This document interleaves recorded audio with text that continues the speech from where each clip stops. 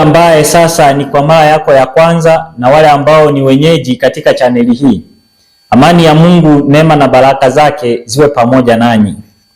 Nikusihi sana wakati upatapo somo hili, upatapo fursa hii, kushare na kusubscribe ni kitu ambacho ni cha msingi. Kwa nini?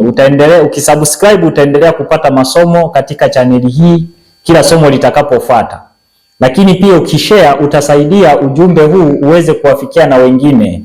Maana kusudi letu ni kuiangazia dunia kwa nuru ambayo Mungu ametupatia. Na leo nikukaribishe katika somo ambalo tunaenda kuanza. Somo ambalo nimelipa title, nimelipa kichwa kinachosema ujumbe kwa Pastor Paul Semba. Naomba tupige magoti alafu tuombe na kisha tuanze somo letu. Karibu. Baba wa mbinguni, tunasema asante tena kwa ajili ya nafasi hii. Asante kwa afya na uhai ambao umetoa kwetu. Asante kwa yote ambao umeendelea kutujalia. Na sasa tunajikabidhi miguuni pako kupitia jina la mwanao Yesu. Tunapoenda kujifunza na kusoma neno lako, tunakusihi Baba yetu tuongoze, kwa sababu wewe ni mwema kwetu. Asante kwa kuwa Roho wako mwema utamweka ndani ya mioyo yetu kwa ajili ya uelewa sahihi wa neno lako. Tunaomba kwa jina pekee la mwanao Yesu Bwana wetu. Amina. Haya, sasa ndugu zangu, ujumbe kwa Paul Semba. Pastor Paul Semba ni mchungaji wa Kiadventista wa Kisabato na yuko chini ya mfumo wa General Conference. Ni mwajiriwa pale. Sasa yako maneno ambayo mchungaji Paul Semba ameyasema, na maneno hayo yakiachwa bila kukomentiwa au kuwekwa sawa, ni maneno ambayo ni kuweza kuangusha imani ya watoto wa Mungu, na huenda watoto wa Mungu wakapotea kwa sababu ya maneno yake. Sasa ili kuepukana na hayo, maana Mungu ameweka walinzi katika Sayuni ambao huwa hawalali mchana na usiku, na walinzi kazi yao ni kupiga tarumbeta pale ambapo jambo lolote linapofanyika ambalo liko kinyume na neno la Mungu. Wako kwa ajili ya hiyo. Maana ya walinzi ni kulinda na kuhakikisha usalama wa kiroho wa watu wa Mungu huko. Kitabu cha Isaya 62 aya yake ni ya 6, Biblia takatifu inasema hivi: nimeweka walinzi juu ya kuta zako, Yerusalemu, hawatanyamaza mchana wala usiku. Ninyi wenye kumkumbusha Bwana, msiwe na ukimya. Kwa hiyo katika kanisa la Mungu, Mungu anasema kuna walinzi wako, na kazi ya hao walinzi ni Isaya 58 aya yake ni ya 1. Kazi ya hao walinzi waliowekwa pale na wasinyamaze mchana na usiku ni hii hapa: piga kelele usiache, paza sauti yako kama tarumbeta, uwahubiri watu wangu kosa lao na nyumba ya Yakobo dhambi zao. Mungu ameweka walinzi katika Sayuni, katika kanisa lake, na kazi ya hao walinzi ni Isaya 58:1 inaposema wapige kelele wasiache na wapaze sauti zao kama tarumbeta, na wahubiri watu wa Mungu kosa lao na nyumba ya Yakobo dhambi zao. Maana yake watu wa Mungu wako na makosa na dhambi. Sasa kazi yao ni kuhubiri makosa ili kuweka usawa wa neno la Mungu na kweli ya Mungu ibaki ikiwa safi bila kuchafuliwa. Sasa Pastor Paul Semba kuna maneno alisema, na Pastor Paul Semba niseme maneno yafuatayo kabla sijaendelea. Ujapopata hubiri hili, ninakusihi, si kwa nia mbaya mimi kuweka hii, wala siko kwa ajili ya kukashifu chochote labda kazi yako, hapana. wala mimi sina ugomvi na wewe kwa sababu hatujawahi kukutana tukagombana. Ninachotaka kusema na ninachotaka kupingana nacho ni maneno yaliyotoka kwenye kinywa chako. Mimi nina hicho tu, maneno yaliyotoka kwenye kinywa chako. Hiyo ndo nashughulika nayo sasa. Hayo maneno yaliyotoka kwenye kinywa chako ndo hayo nitakuwa na shida nayo, lakini mimi na wewe sina ugomvi na wewe. Naomba tumsikilize sasa Paulo Semba. Wale ambao mnanisikiliza, Paulo Semba ni mchungaji wa Kiadventista. Alisikika akisema maneno yafuatayo. Naomba umsikilize hapo. Ndio maana unaponungunika hutahudhuria ibada, kwa sababu unaona hao wanaoongoza ibada unaona hawafai. Na siku zote ukisikia mtu anasema nawaachia ibada yao, nawaachia kanisa lao, nawaachia kwaya yao, ujue ni utoto tu unawasumbua. Ni utoto tu unawasumbua. Yesu amesema makwazo hayana budi kuja, lakini asemi yakija jikwae. Hatuna hiyo haya. Hatuna. Ndio maana nyumbani kwako hujatoroka. Kidogo nyingine nitaiplay baadaye. Hii inatosha kwanza. Nisikilize vizuri sasa, tunaanzia hapa. Kwa mujibu wa Pastor Paul Semba, ndugu yangu unayenisikiliza, yaani kwa mujibu alivyosema, unaona kuna watu wananungunika juu ya mambo kadhaa, na mambo hayo yanayonungunikiwa ni mojawapo. Anasema niweke vizuri zaidi, yaani nasema hivi, kulingana na Pastor Paul Semba, inaonyesha kuna watu na ni waumini wa kanisa wananungunika, yaani wana manunguniko, na manunguniko hayo yalipelekea wao wakakataa kuhudhuria ibada. Hiyo ni moja. Na wakakusudia kuacha kanisa kabisa, lakini wengine kuacha kwaya. Mambo kama matatu. Na miongoni mwao amesema kwamba kwa sababu kuna watu wanaacha kanisa kwa sababu ziko pale. Sasa hizo sababu alizozitoa sitaki kuhangaika nazo, kwa sababu hizo sababu sijawasikia wenyewe wanaosema. Hizo sababu ametoa yeye. Sasa wale wenyewe sijawasikia wakisema, kwa hiyo sitazungumza na hizo sababu. Lakini jambo ambalo ni la kujiuliza ni hiki hapa. Sidhani kama kuna kiongozi yoyote wa dini, na sidhani kama kuna mtu yeyote mhubiri wa kweli, mwinjilisti, mchungaji anayehubiri injili, ambaye akiona watu wanatoka kanisani au kwenye jumuiya yao au wanaacha ibada na wengine wanaacha kwaya, sidhani kama kuna kiongozi yoyote anayeweza kukaa bila akanyamaza bila kujua sababu. Sidhani. Sasa kwa sababu kama mtu ana uchungu na roho, alihangaika kuhubiri, kupeleka injili na watu wakaokolewa, na anakusudia wanaokolewa waweze pia kusaidia na wengine, na mwisho wapate uzima wa milele, kama jinsi ambavyo Biblia na roho ya unabii inatabiri kwamba wanaokolewa, watakaoishi sawasawa na mapenzi ya Mungu wataokolewa. Ni neno la Mungu limeahidi. Sasa sidhani kama kuna mchungaji ambaye anaweza akahubiri, mwinjilisti akafanya hiyo kazi, alafu akaona watu wanaacha ibada, wanaacha kwaya, wanajitenga na dhehebu lake. Sidhani kama huyo mtu anaweza akanyamaza bila kujua sababu, akakaa tu. Huyo atakuwa ni mchungaji ambaye hajali uhai wa roho ya mtu. Maana atauliza, kwa sababu amekusudia kupeleka hawa watu, kuwapa ukweli ili wakiutenda waokolewe. Sidhani kama anaweza kunyamaza.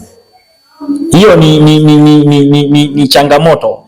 Lakini sababu zilizotolewa ninaomba nisizizungumzie, kwa sababu si za wahusika, ni za Paulo Semba amesema. Sasa yeye akadai ya kwamba huo ni utoto tu. Huo ni utoto tu. Huo ni utoto tu. Lakini akasema makwazo pia hayana budi kuja. Na unaweza ukakwazwa nyumbani, ukakwazwa hospitali, mbona huondoki nyumbani? Mbona huondoki hospitali kwamba wagonjwa wenzako wamekukosea ukatoka, nyumbani labda wamekukosea ukatoka? Mbona hausemi hayo? Lakini huu mfano wa nyumbani na hospitali wacha tuweke sawa. Kama ni watu wawili katika hospitali wamegombana, yani wagonjwa wawili, yani haikai kichwani mtu uache hospitali uende hospitali nyingine, kwa sababu hiyo ni kosa la wagonjwa waliopelekwa pale, si kosa la hospitali yote, yani uongozi wa hospitali, hapana. Lakini ikiwa unaenda hospitalini unakuta uongozi wa hospitali wenyewe na mfumo wote wa hospitali, yani structure wa hospitali wenyewe unaenda kinyume na neno la Mungu, hautakikani kwenda hapo. Hautakikani kwenda hapo. Kwa nini? Watakutibu, badala ya kukutibu wanaweza wakakuangamiza. Yaani kuna wao wakikusudia kukutibu, kumbe wanakuua. Vivyo hivyo na nyumbani. Nyumba yoyote inayoacha kweli ya neno la Mungu, kweli ya neno la Mungu, mtu akai hapo. Ngoja nikuonyeshe. Usije ukasema nimesema mimi.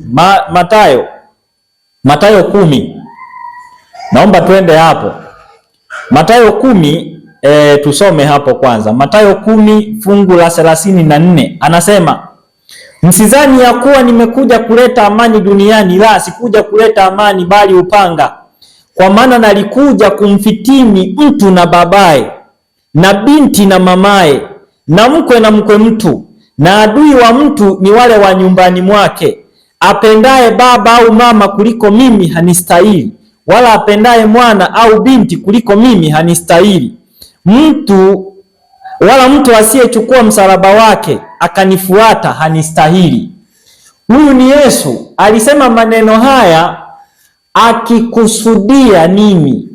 Akikusudia kwamba katika familia moja, ikiwa ndugu mmoja atakubali kweli ya neno la Mungu, mwingine akamlazimisha mwingine, tena yeye huenda ndo mkubwa katika familia, akamlazimisha mwingine aishi kama anavyotaka yeye, alafu sema wakae tu hapo. Kwa hiyo mtu aasi ukweli wa neno la Mungu ukae pale? Hapana. Kama anakufukuza unatoka, kwa sababu huwezi ukang'ang'ania pale. Hiyo mifano iliyowekwa hapo ni mifano ambayo haiko katika neno la Mungu, ni akili za Pastor Paul Semba. Hakuna muungano wowote wa kweli na uongo, popote zilipo zitapishana tu. Lakini pia Pastor Paul Semba amehusianisha uasi wa system na ugomvi wa mtu na mtu aliyeletewa makwazo. Yaani mfano, tukirudi kanisani, mshiriki mmoja na mshiriki mwingine wamegombana, wanapishana. Sasa huyo mtu hawezi kuacha imani hiyo au dhehebu hilo akaacha akaenda dhehebu jingine. Huyo atakuwa na changamoto zake na yeye, kwa sababu dhehebu hilo kwanza lina makanisa sehemu tofauti. Hiyo anaweza ukatoka hapo kaenda kusali kwingine kama hoja yako ni huyo mtu, lakini pia una jukumu la kusuluhisha. Mwenzako akikukosa, nenda umuonye, mmalize wote wawili. Katika kitabu cha Mathayo 18:15 tumeelekezwa nini ufanye. Kwa hiyo mifano iliyotolewa si mifano halisi katika kitu ambacho tunataka tukizungumzie hapa, kwa sababu amezungumzia hapo kuna watu wanaitwa offshoot. Yaani wamejitoa kanisa afu wakaendelea kuhubiri. Sasa hao tunakuja tushughulike na hiyo. Lakini kwanza hii mifano iliyotolewa si mifano sahihi, haiko kibibilia, ni akili za Pastor Paul Semba. Na naomba tuendelee.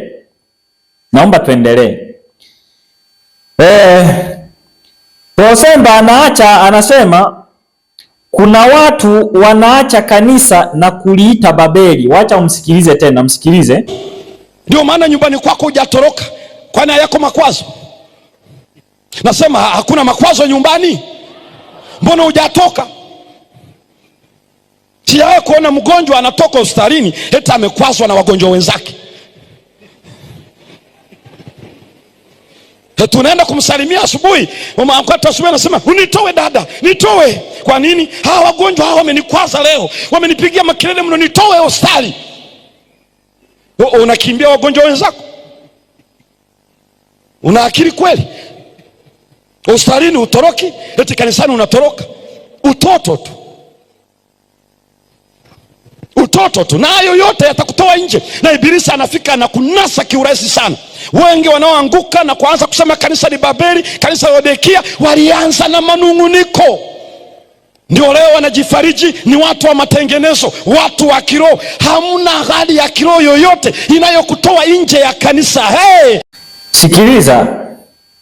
Anasema wengi wanaoanguka na kuiacha kanisa la Mungu na kuanza kuliita kanisa la Mungu Babeli. Kwanza maana yake ni nini? Anasema, sikiliza vizuri, anasema wale wanaoliita kanisa la Mungu Babeli na wanaotoka kanisani wanaitwa maofushuti. Maofushuti. Na wameanguka, yani wameanguka kwanza. Yani walioanguka ndo wanatoka kanisani na kuanza kuliita kanisa Babeli. Wameanguka na hao ni maofushuti. Kwa hiyo maofushuti, jambo la kwanza wameanguka, alafu wakatoka kanisani, na tatu wanaliita kanisa la Mungu Babeli. Kwanza naomba nibaki hapo nizungumze kidogo na naomba msikilizaji unisikilize, kwa sababu haya maneno ambayo wachungaji wanatoa yana changamoto. Nisikilize vizuri. Hakuna mtu, narudia tena, hakuna mtu anayeliita kanisa la Mungu Babeli. Hayupo. Hakuna. Mimi mwenyewe nitahubiri, lakini sitakuja kugeuka kuliita kanisa la Mungu Babeli. Hiyo sitaweza. Na hakuna mtu amewahi kuita kanisa la Mungu Babeli. Sasa swali la kujiuliza ni kanisa la Mungu ni nini? Kanisa la Mungu ni nini? Maana mawazo ya Pastor Paul Semba na tafsiri ya kanisa ina changamoto. Yaani akili ya Pastor Paul Semba na tafsiri ya neno kanisa ni tofauti. Kanisa, tunapozungumzia kanisa la Mungu ni watu. Maana katika Mathayo 16:18 Yesu alisema, na juu ya mwamba, nami nakwambia wewe ndiwe Petro, na juu ya mwamba huu nitalijenga kanisa langu. Lakini hatukuwahi kuona Yesu amebeba mbao na matofali anafyatua akienda kujenga kanisa, kama wengine leo wanavyodaiana kwamba ukija ujenzi wa kanisa ni kubeba matofali. Hatujaiona. Badala yake tunakuja kuona ukisikia kujenga kanisa, kanisa kwanza ni watu wa Mungu waaminifu.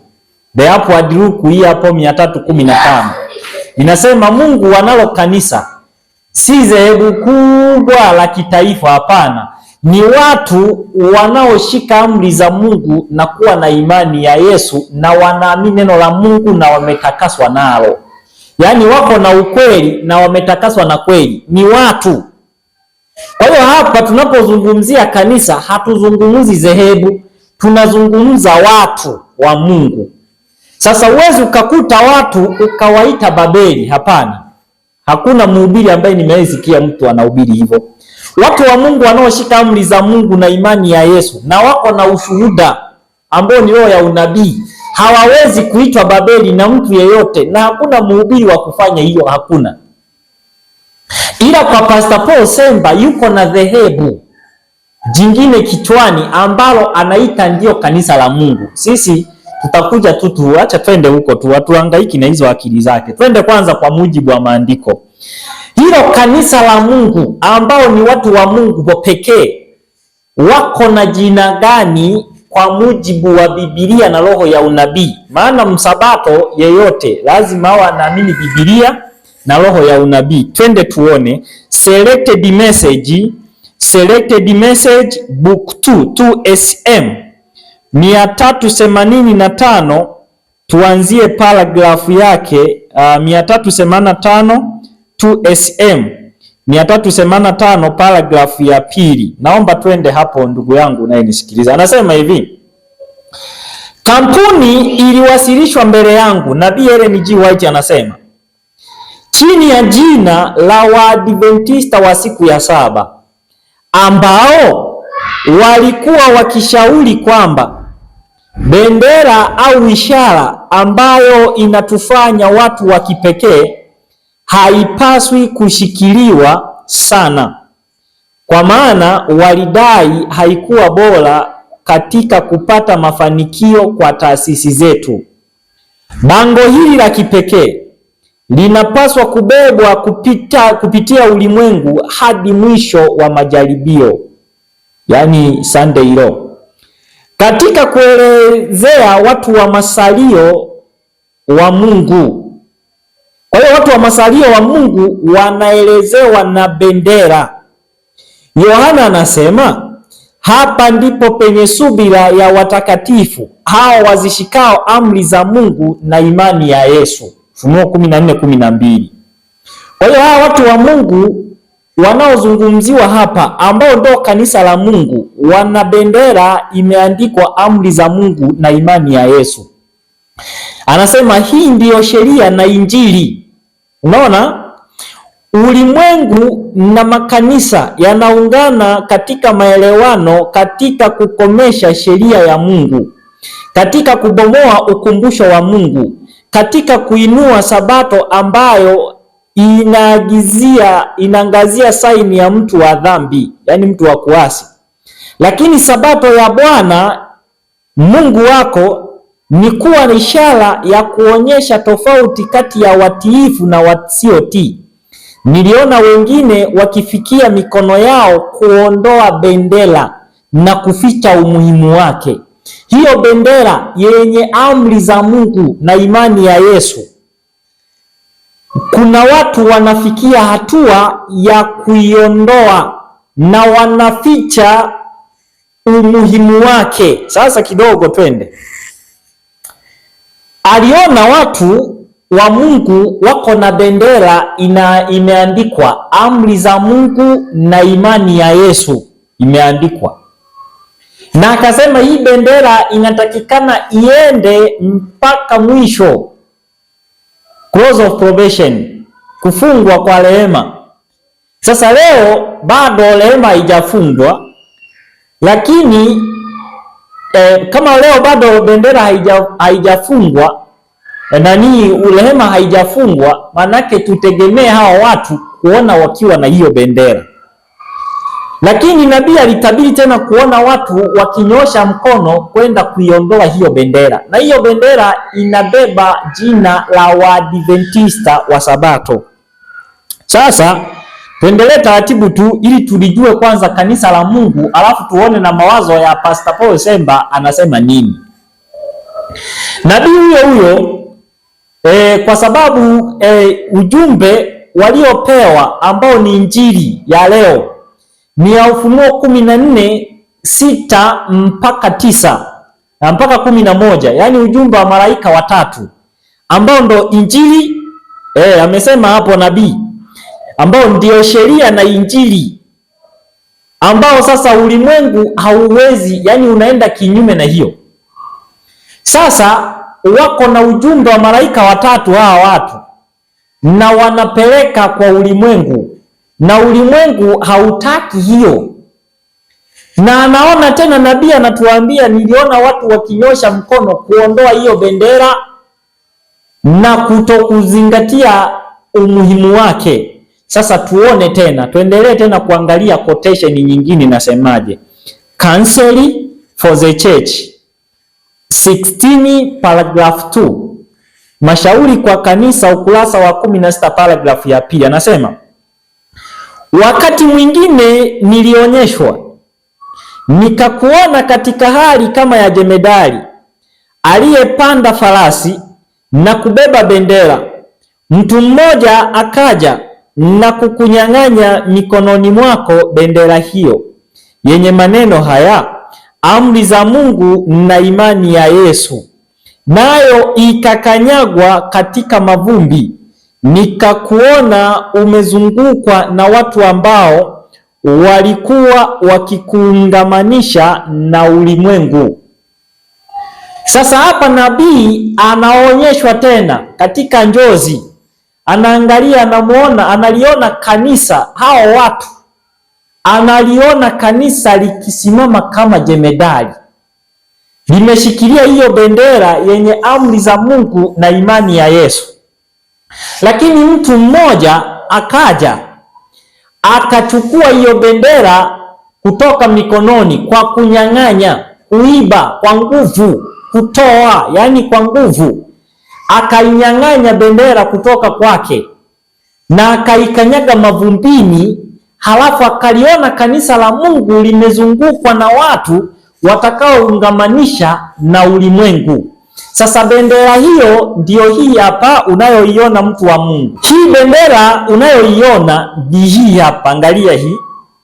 Hii ndiyo bendera ambayo kanisa la Mungu lilipewa. Liko na ujumbe wa malaika watatu na chini yake pameandikwa amri za Mungu na imani ya Yesu. Sasa nabii aliona bendera hii ikiondolewa na mahali pake hatukuambiwa ni nini kinakuja. Hapana, hatukuambiwa. Sasa akasema tu aliondoa na ikakanyagwa chini. Sasa leo kuna kanisa au kuna sio kanisa, kuna dhehebu linaitwa dhehebu la Waadventista wa Sabato, liko na nembo, si hii niliyoionyesha hapa, hapana, ni hii hapa. Hii sio bendera ya kanisa la Mungu. Hii ni bendera ya mnyang'anyi. Mnyang'anyi aliyonyang'anya bendera ya kweli, ambayo hii ya kweli aliikanyaga mavumbini, halafu akanyanyua hii yake ni ya mnyang'anyi. Hii hapa ni ya mnyang'anyi, na hii ya mnyang'anyi ndiyo inayoitwa leo ni ya kanisa la Wasabato. Hii sio hii kampuni yenye hii nembo, si kanisa la Mungu, ni dhehebu jingine. Sasa Pastor Paul Semba akihubiri hapo, akihubiri kanisa la Mungu tusiliite Babeli lenye nembo hii ambao si la Mungu hii, na sisi hatuwaiti wenye hili kuwa ni Babeli. Sasa anayewaita wenye nembo hii Babeli ndiye ana matatizo. Na nembo hii inamaanisha ujumbe, tabia ya watu wa Mungu, ujumbe wao, maisha yao halisi, wako na namna gani. Ndio hii ni ujumbe ambao wanapeleka ikisimamiwa na hii nembo. Sasa ukiwaita hawa Babeli utakuwa na matatizo. Hili hatujui ni kanisa gani na ni dhehebu gani. Sisi hatujui, hatujaiambiwa hii ni kanisa gani hii yenye hii mioto hii na msalaba. Hii ndo tunaweza tukasema ni watu waliotuzunguka na wakatuungamanisha na dunia kama tulivyoambiwa. Kwa nini walinyang'anya? Sasa hili ni kanisa la Mungu, huwezi ukaliita Babeli hili. Na hii nayo ni hii imetoka wapi? Na inashindwaje? Sijui inashindwaje, mimi sijui hii mimi sijui. Hii si kanisa la Mungu, hata sijui imetoka wapi. Hili ni sinagogi la Shetani. Japo waliomo humo ndani huwa wanasema ni Wayahudi. Utaisoma Ufunuo 3:9. Ufunuo 3:9, kanisa kwa Philadelphia inaambiwa. Maana Philadelphia ndo ilikuwa na nembo hii ya malaika watatu na chini imeandikwa amri za Mungu na imani ya Yesu. Hii nayo sijui ni ya wapi. Sasa hawa wasemao ni Wayahudi ila ni sinagogi la Shetani, na sisi hatutaki kuhangaika nalo hiyo. Na kwa sababu hii ni dhehebu jipya, hatujui ni kampuni gani. Lazima tu tuulize labda Biblia. Je, wewe unajua? Na tuulize roho ya unabii. Unajua hii nayo ni kampuni gani? Tuulize. nabii alionyeshwa kwenye selected message. Selected message book 1 SM page 204. Tuulize nabii, unajua kama tumebadilishiwa dhehebu? Unajua adui wa roho ametaka kuleta dhana kwamba matengenezo makubwa yangetukia kati ya Waadventista wa Sabato, na kwamba matengenezo hayo yangejumuisha kuacha mafundisho yanayosimamia kazi kama yaliyosimama kama nguzo za imani yetu na kujihusisha katika mchakato ya kujipanga upya. Je, matengenezo haya yangefanyika, matokeo yake yangekuwa ni nini? Kanuni za ukweli ambazo Mungu katika hekima yake ametoa kwa kanisa la masalio. Zingatia, kanisa la masalio kwanza lina kanuni za ukweli na zilitolewa na Mungu. Anasema hizo kanuni zingetupiliwa mbali.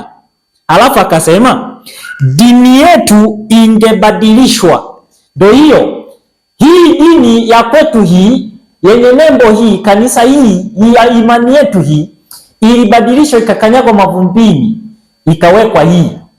Sasa ilipowekwa hii, nabii anaendelea kusema nini? Anasema kanuni za msingi, anasema ambazo zimedumisha kazi kwa miaka 50 iliyopita zingehesabiwa kuwa makosa. Shirika jipya lingeanzishwa, vitabu vya agizo jipya vingeandikwa, na mfumo wa falsafa ya kiakili ungeanzishwa. Shirika jipya. Kwa hiyo hili ni shirika jipya, new organization ni hii. Sasa hii hatuijui, nasema ndo kanisa la Mungu hii. Akili za Paul Semba kwenye tafsiri ya neno la Mungu ya kanisa la Mungu haijui na imepotea, haijui, haiwezi katuletea hii. Alafu nasema tusiite kanisa la Mungu Babeli. Ipi? Tumekatazwa kuita hii, na ukiita hii Babeli, hii nembo hii Babeli, wewe watu wenye ujumbe huu ukawaita Babeli, wewe ni mjumbe wa shetani. Hakuna mtu amepewa ujumbe kuwaita watu wa Mungu Babeli wanaoishi ujumbe wa huu. Hakuna amepewa ujumbe huo, hayupo.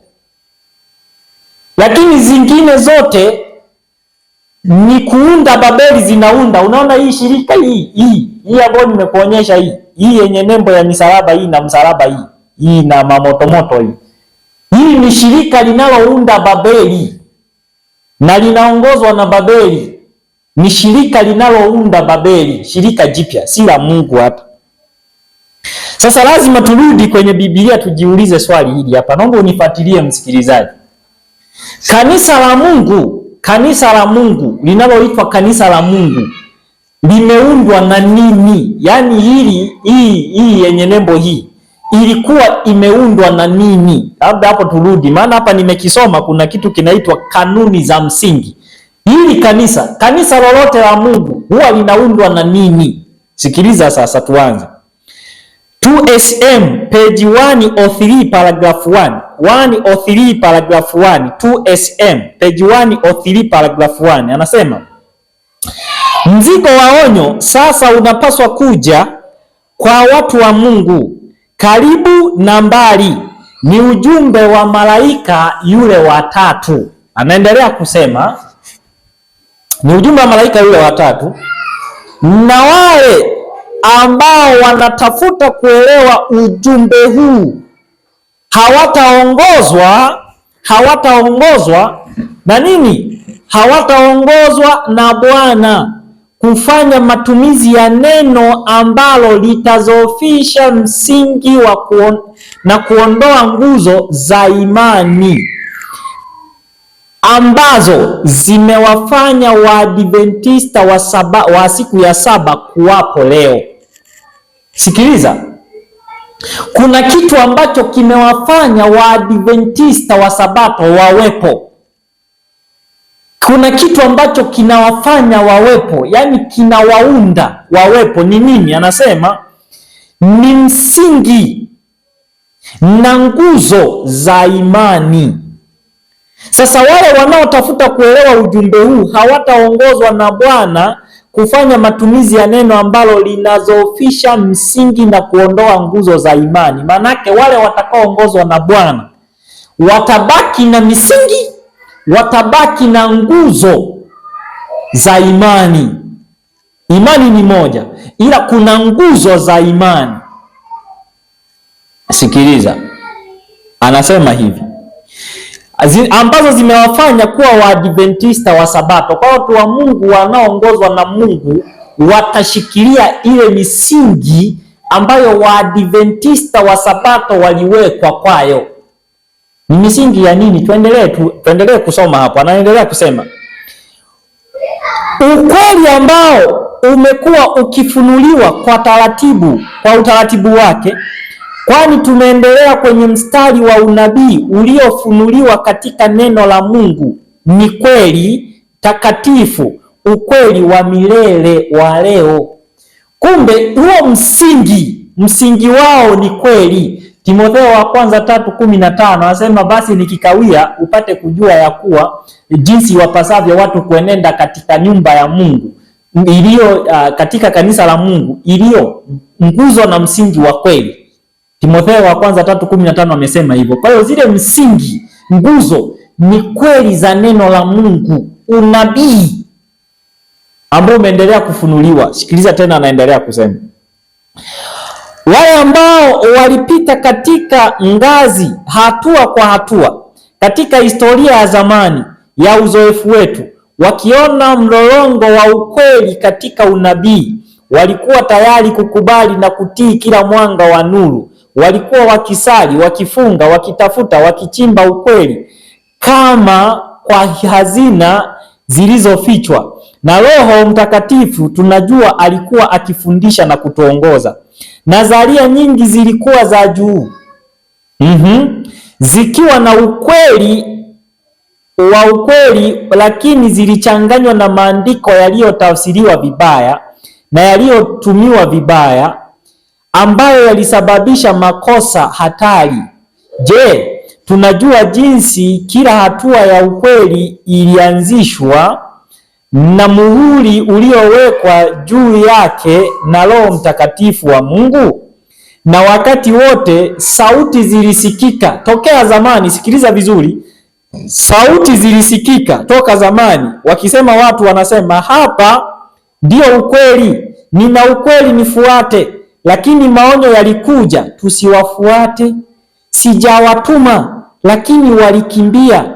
Angalia Yeremia 23:21. Sikiliza, wakati misingi ya kweli ilipowekwa, kuna watu walikuwa wakitokea tena wanasema, fuata hii, nifuate mimi na ukweli. Na wakati kuna ukweli wanaiacha, na wakiwa wanahubiri wanachanganya ukweli na uongo. Sasa Biblia inasema usiwafate. Yeremia 23:21 asema usiwafate, maana hao sijawatuma, ni manabii wa uongo. Sasa leo anayetuita kuingia katika kampuni hii mpya, anatuita wapi? Kwenye kanisa gani? La Mungu yupi? Tuulize hayo maswali. Maana Mungu wetu analitupa kweli hizi kweli, na akatupa misingi hizi alizotupa. Sasa hizi tunapaswa kuzishikilia, na wacha tuendelee kusoma leo. Ngoja kidogo, wacha nikusomee tena. Kwa hiyo msingi, kitu kinachounda kanisa ni ukweli, msingi wa imani, ukweli wa neno la Mungu. Kanisa, dhehebu lolote likiacha kweli ya neno la Mungu, hata kama wakijiita Seventh Day Adventist, ni waongo tu.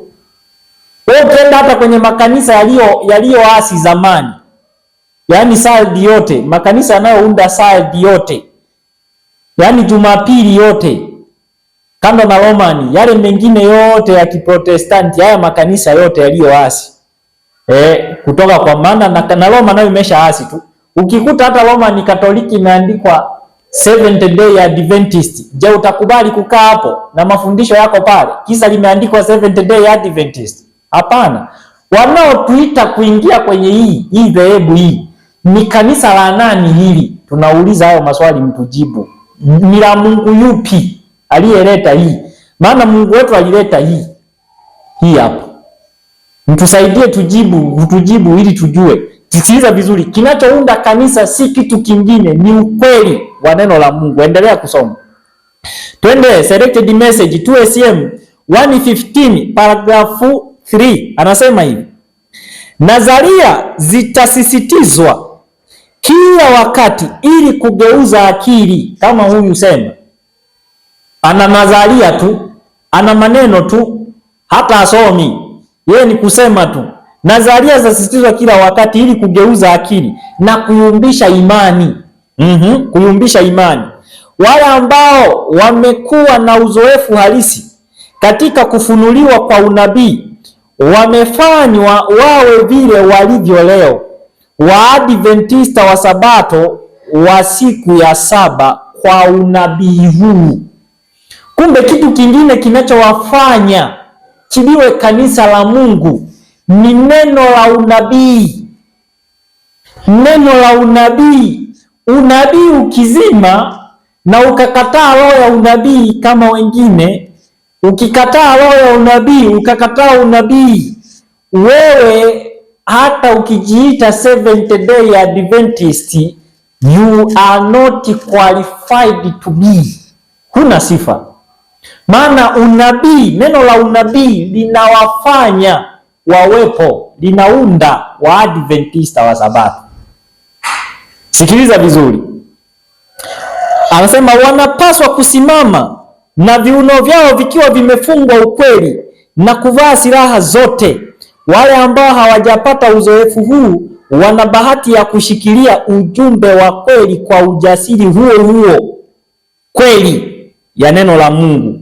Nuru ambayo Mungu amefurahi kuwapa wale watu wake haitazofisha imani yao katika njia ambayo amewaongoza hapo zamani, lakini atawaimarisha kushikilia imani.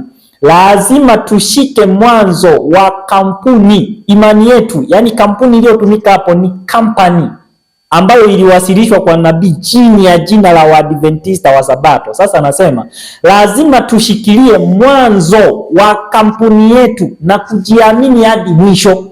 Hii sasa tukishikilia hii, kwa nini unatuita offshoot?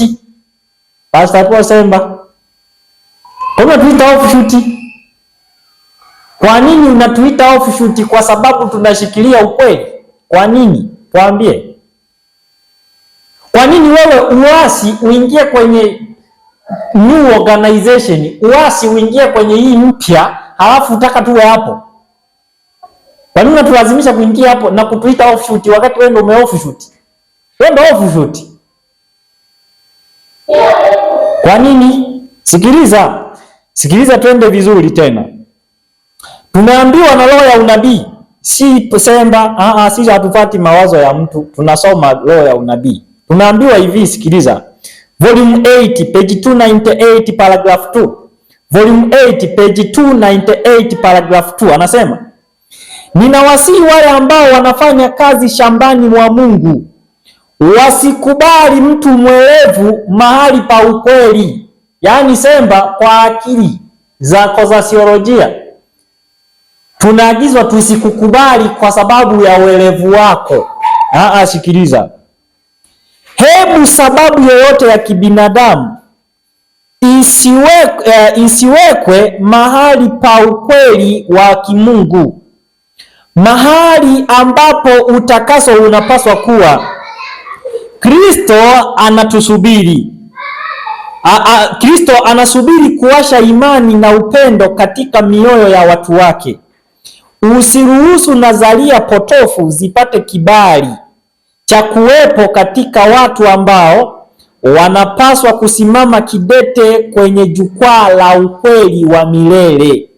Mungu anatutaka tushike kanuni za msingi, fundamental principles, ambazo zimetokana na mamlaka isiyoweza kutiliwa shaka. Sikiliza Pastor Semba na wengine mnaonisikiliza. Mungu anatutaka tushikilie fundamental principle, fundamental belief. Yes, fundamental, anataka tusikilie fundamental principle. Yaani tusiruhusu mawazo ya mtu kusimama mahali pa neno la Mungu. Hapana, mahali pa neno la Mungu tusimruhusu mtu akae. Pastor Paul Semba, tafadhali waachana na watu wa Mungu, wala usinyoshe kidole chako kuwaita maofishuti, na usitoe vitisho eti moto utakula huko nje. Hapana, subiri kidogo, tutafika huko. Wacha niendelee kwanza. Sasa niwaambie kitu, watu wa Mungu mnaonisikiliza, akili za mtu saa hii, kwa karne hii ya 21, akili za mtu zikae kando kabisa. Hakuna mtu ataruhusiwa kukanyaga kwenye Biblia na roho ya unabii na kutufumba tu juu tu tusianga. Hapana, lazima tusome hizo fundamental belief, fundamental principle. Maana leo kanisa linatumia kanuni za msingi, sijui wanatumia nini. Sisi tunatakana tusimame na fundamental principle. Hizo fundamental principle ambazo Mungu alizitoa kwa kanisa lake, na tumezisoma kwenye 1SM Selected Message Book 1 204. Hizo fundamental principle ambazo zimesemwa hapo ni zipi na walikuwa wanaamini nini? Naomba tu nikuonyeshe ya kwanza tu. Inasema hivi. Ya kwanza tu nikuonyeshe ya kwanza, alafu nichukue hapa. Wacha kidogo nichukue hapa nikuonyeshe. Fundamental principle ya kwanza tu, nataka nikuonyeshe ya kwanza walikuwa wanaamini nini. Hata ukiingia kwenye Google, kaandika Google fundamental principle za mwaka 1872 wa Adventista wa Sabato, hapo mwaka 1872 walikuwa wanaamini nini? Angalia hapo, ya kwanza tu wanasema that there is one God, a personal spiritual being, the creator of all things, omnipotent, omniscient, and external, infinite in wisdom, holiness, justice, goodness, truth, and mercy, unchangeable, and everywhere present by his representative, the Holy Spirit. And they quoted from Psalms 139 paragraph 7 kwamba waliamini kuna Mungu mmoja, a personal spiritual being, Mungu mmoja tu, anasema, na huyo ni muumba wa vyote, asiyekufa, hana mwisho katika hekima yake, ni mtakatifu, mwenye haki, na kweli, mercy, habadiliki, na yuko mahali popote kwa mwakilishi wake Roho Mtakatifu. Hiyo ndio imani ya Waadventista wa Sabato walioamini mwaka 1872. Wale wa mwaka 2024 msingi wao wa kwanza haisemi hii. Na wanabii ukatimia ya kwamba kanisa litabadilishwa, dini yetu itabadilishwa, itakuwa tu ni kitu kingine tu. Hii ni new organization, si kanisa la Mungu hii. Hakuna kabisa. Sasa wao wanaamini nini hawa? Angalia kanuni yao inasema nini. Ngoja nikuonyeshe kanuni yao inasema nini. Hawa nao wanaamini nini? Hebu sikia. Wanaamini nini hawa nao? Hii new organization nawaambia si ya Mungu. Inaamini nini hii? Wacha uone nikuonyeshe. Ngoja nikuonyeshe jinsi ambavyo haya makanisa yako tofauti. Hawa walikuwa Waadventista wa Sabato ambao ni kanisa la Mungu, linaamini, si kwamba leo alipo, linaamini hivyo. kwamba kuna Mungu mmoja ambaye ni creator, personal spiritual being mmoja tu ambaye ni Baba, na yuko mahali pote duniani kwa sababu ana mwakilishi wake Roho Mtakatifu. Hili ni kanisa la Mungu, hili liko mkono wangu wa kulia. Hii new organization nayo ikakuja, nembo ni tofauti kabisa. Naomba nizungumze haya mashirika mawili tofauti, usije ukasema mimi ninasema ni kitu kimoja. Hakuna. Hili nayo ni dhehebu jingine jipya lilianzishwa hili hapa, na wanaamini nini hawa nao? Sikiliza, hii ni kanuni ya kanisa, Seventh Day Adventist Belief, toleo la pili la mwaka 2005, ukurasa wa 30. Wanasema hivi, maelezo: maandiko matakatifu yanasisitiza juu ya kuwepo kwa Mungu mmoja, Baba, Mwana na Roho Mtakatifu, umoja wa nafsi tatu za milele. Katika mashirika ya kibinadamu, madaraka ya mwisho huwa juu ya mtu mmoja, rais, mfalme au waziri mkuu. Katika Utatu Mtakatifu, madaraka ya mwisho yapo kwa wote watatu, pamoja na kwamba Utatu Mtakatifu si nafsi moja. Mungu ni mmoja katika kukusudia, akili na tabia. Umoja huu hauondoi nafsi tatu huru zinazojitegemea za Baba, Mwana na Roho Mtakatifu. Na pia tofauti ya nafsi za uungu haziharibu mkazo wa maandiko matakatifu kwamba Baba, Mwana na Roho Mtakatifu ni Mungu mmoja. Naona anachanganya utatu na uungu.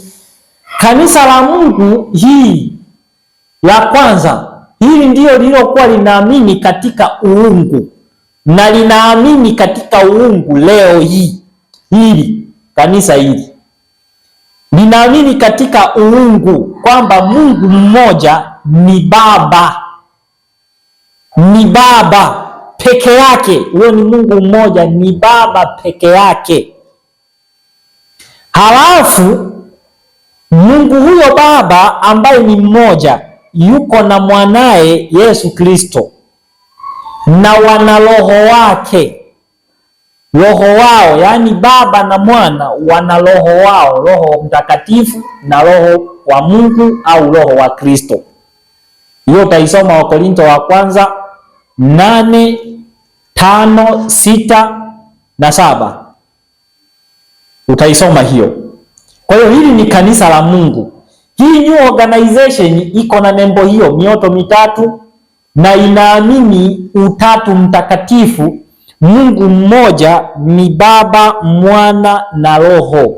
Kanuni yao hiyo, na wanachanganya. Kwanza wamekanganyikiwa. Hii hata ukiita Babeli hata ukosei. Maana ni wanasema Utatu Mtakatifu, hapo wanaita uungu. Yaani wanachanganya hicho kitu. Utatu Mtakatifu si fundisho la kanisa la Mungu hili. Hakuna. Hii ni kanisa la maofu shuti hao hapo. Waliotoka kwenye kanisa la Mungu hapa wakaja hapa. Hawa ndio ofu shuti. Lakini nao wanageuka kuita wenzao ofu shuti. Ndio kama huyu Pastor Semba anasema ni maofu shuti. Matatizo ya akili.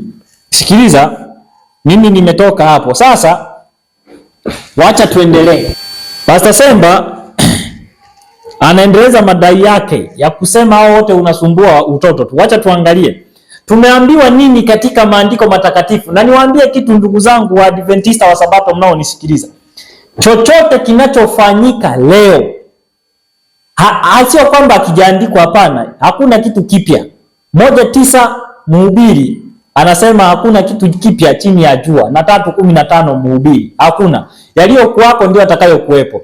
Sasa tunaambiwa nini na roho ya unabii? Mhubiri 1:9 na Mhubiri 3:15 zinasema hakuna jipya. Sasa roho ya unabii nayo inasemaje? Paulson Collection 118 paragraph 2. 118 paragraph 2 Paulson Collection anasema, hebu wale wanaotamani kufanywa upya katika akili na kuelekezwa katika ukweli wajifunze historia ya kanisa la awali mnamo wakati wa siku ya Pentekoste na siku chache baada ya Pentekoste. Jifunze kwa uangalifu katika kitabu cha Matendo uzoefu wa Paulo na mitume wengine, kwa maana watu wa Mungu katika siku zetu lazima wapitie uzoefu wa aina hiyo. Roho ya unabii inatupoint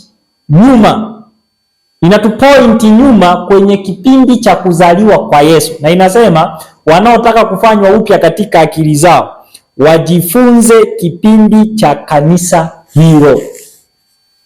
Sasa tuchukue tena Desire of Ages 30 paragraph 1. Twende tena. Si tunarudi sasa kule tuangalie Desire of Ages 30 paragraph 1. Roho ya unabii inasema hivi.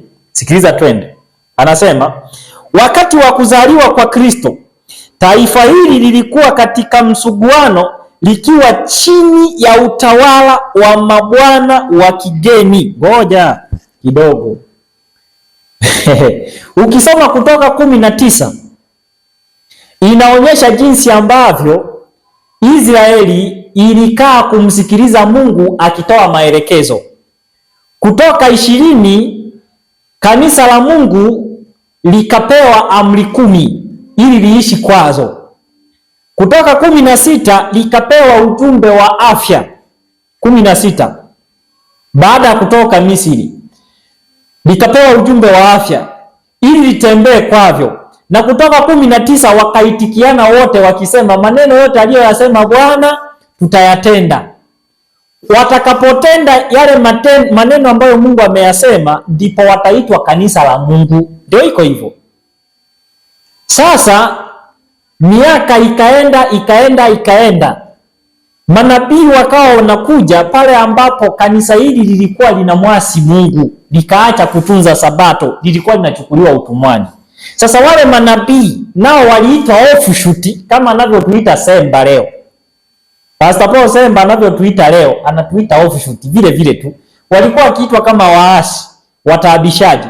Hakuna nabii, sikilizeni, hakuna nabii wala mjumbe wa Mungu aliyewahi tokea akapiga kelele akiwa pale akakubalika. Hakuna. Ndani ya Biblia yote hakuna. Mimi sijaiona, labda nyie mtaniambia.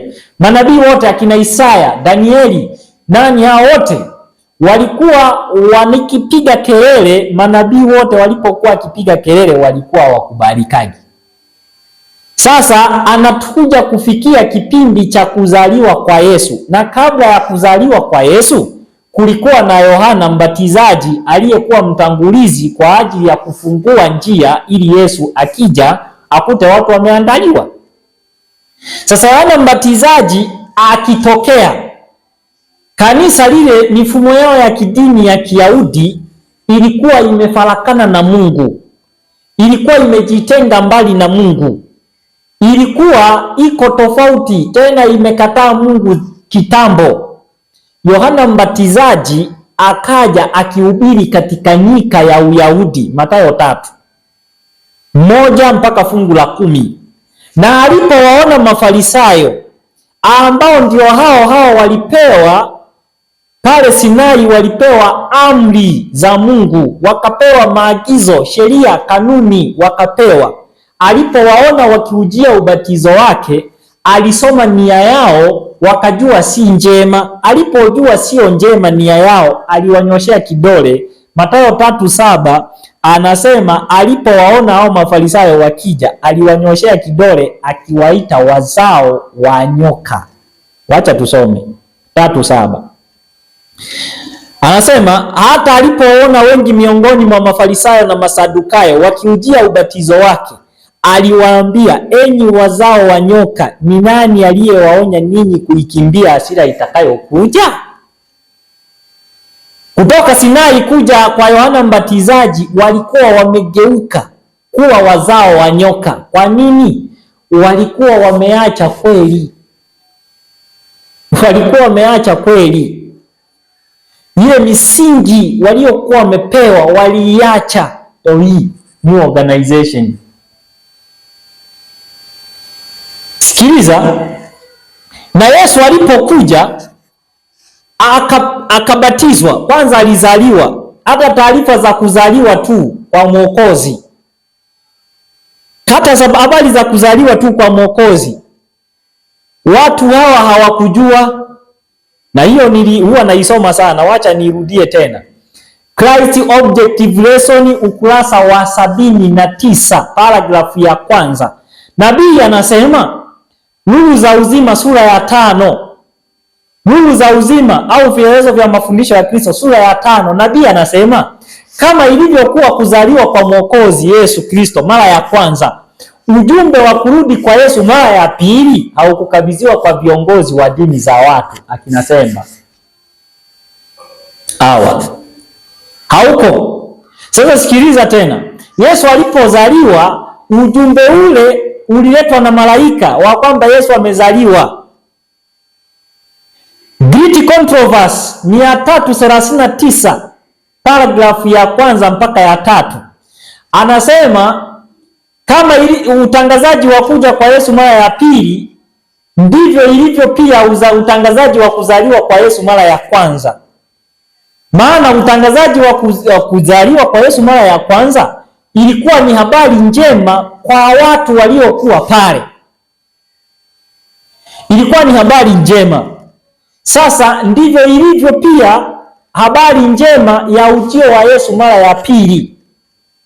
Na akasema hakutakuwa na ushahidi wowote wa kuonyesha kwamba makanisa yamejitenga na Mungu zaidi ya kuonyesha chuki, dharau na hasira ambao zinaonyeshwa kutokana na ujumbe unaohubiriwa. Watu ambao hawajaongoka wanakasirika. Hiyo utaisoma kwa wakati wako.